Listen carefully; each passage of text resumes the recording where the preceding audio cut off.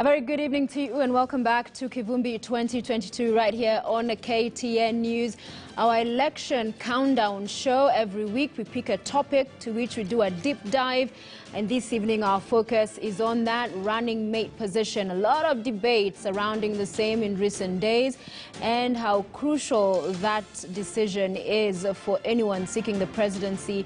And we're just speaking before we went on break with Musalia Mudavadi, who once served as Kenya's vice president in 2002 and is now harboring presidential ambition.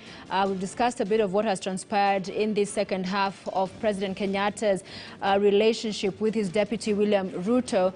But sir, thank you for staying with us. I want us to take it forward to a lot of alignments, realignments. There's now talks with you and your colleagues under the One Kenya Alliance. And, you know, part of the political jostling and gestures we see and maneuvering, if you like, is that everyone wants to be the candidate.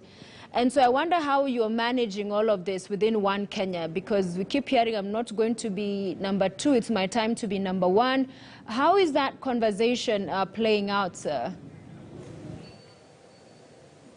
Well, I think, as I say, it's a very vibrant discussion, and there's absolutely nothing wrong in this process, because let us face it, we have seen that even in the US, whether you're looking at the Republicans or the Democrats, they would start a conversation and there's a debate with several candidates, and it eventually zeroes down to one specific candidate.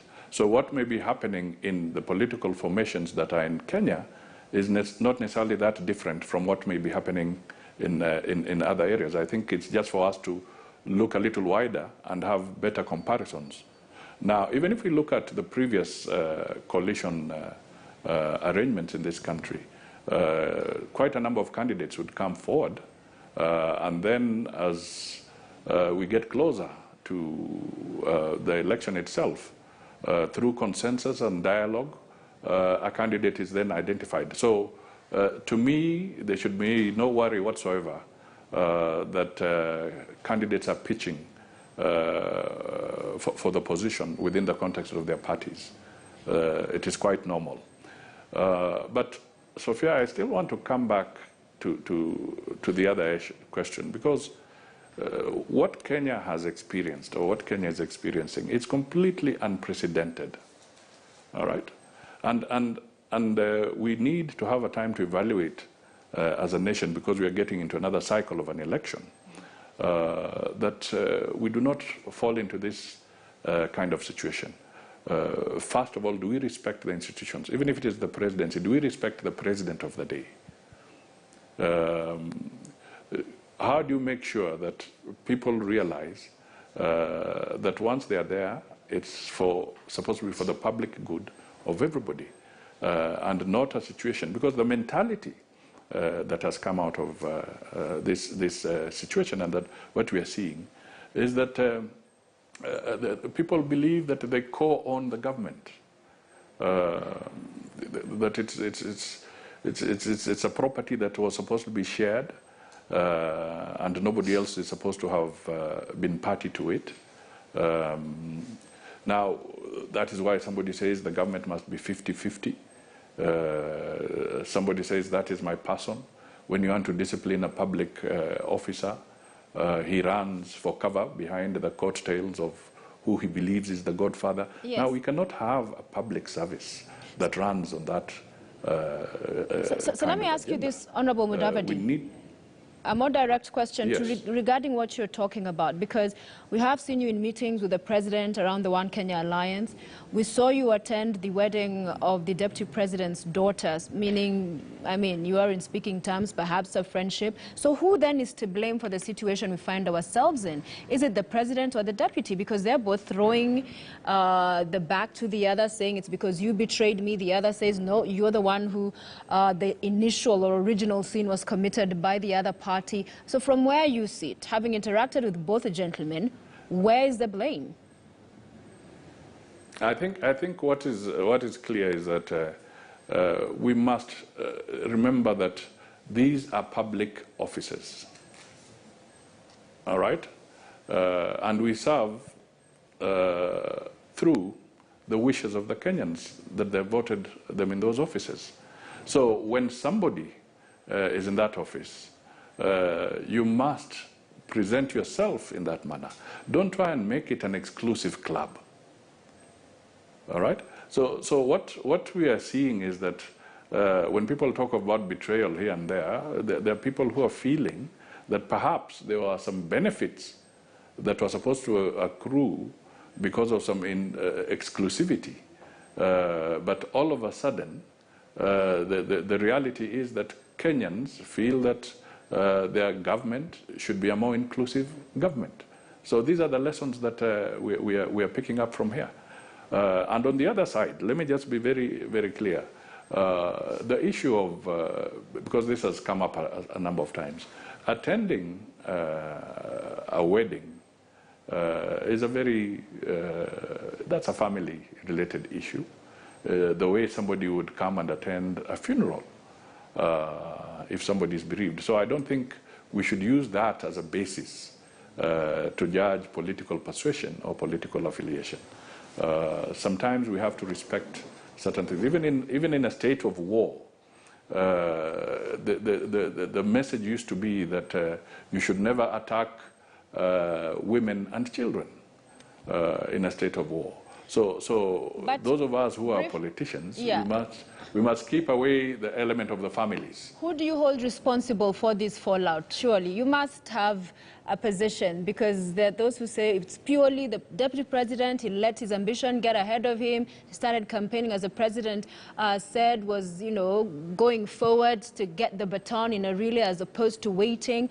And the deputy president has argued, no, the president was about to hand over the baton to the wrong person, a different team player. So how do you see it?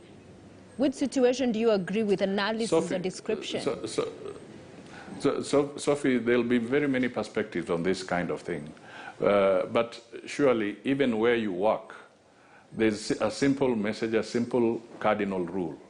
Respect your boss. Okay. Well said. As we bring and move this forward, the BBI and the headwinds it has faced now in court being described null and void, unconstitutional, both by the High Court and the Court of Appeal.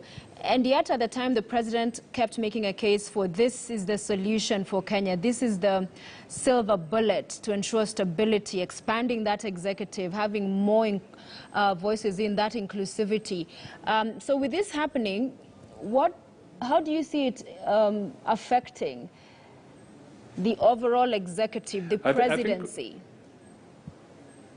I think we just have to respect the rule of law and the decisions that are made by the court. If you follow carefully, a lot of the challenges were pitched on the procedure that was followed and not necessarily the content of the document. So I think going forward and into the future, let us learn a lesson in terms of procedure so that we do not fall prey to legal challenges again going into the future. But the reality now is that we are likely to go to the election with the Constitution as it is, as we speak now.